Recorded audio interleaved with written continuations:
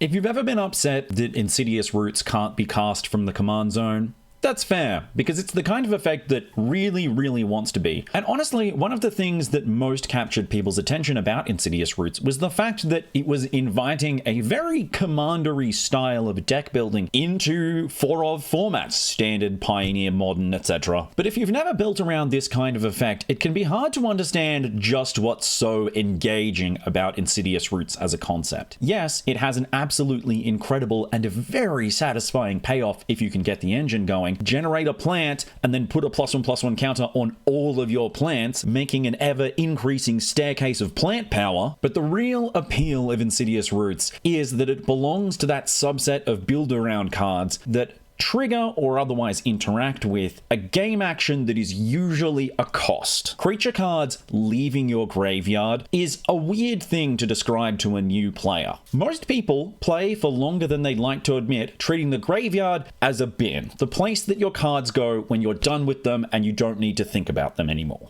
Realizing that there are effects in the game that let you pick your things out of the bin and recast them is really exciting. Cards that either reanimate themselves or allow you to repeatedly pick things up are a huge part of a burgeoning deck builder's growth. They are their own reward, but so are cards that go to the graveyard and then have a secondary use. Realizing that, like in Insidious Roots' original context, there are cards that will exile from your graveyard as a resource for additional effects. Collect Evidence and Forage being two just in standard. And in stepping out of the smaller card pools of limited or standard, you can immediately see the places where treating this game action as something other than what it was originally intended as has allowed the building of some absolutely degenerate nonsense. Ketramos and Relic of Progenitus is a mainstay of straight up modern right now. If you haven't before, go read any Dredge card.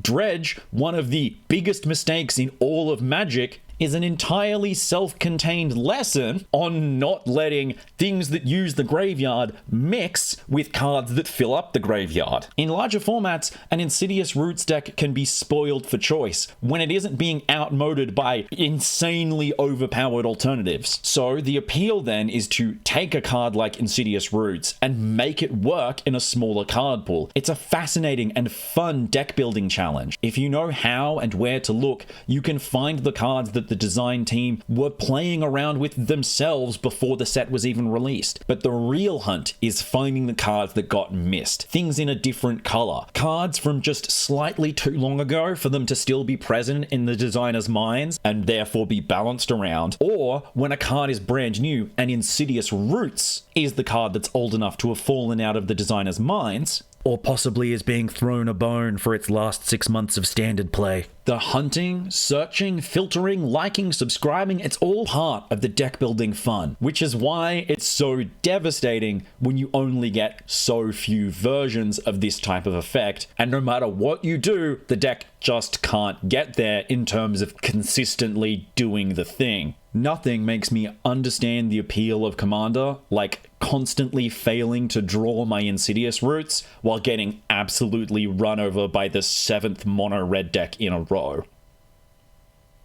And I say that as a mono red player.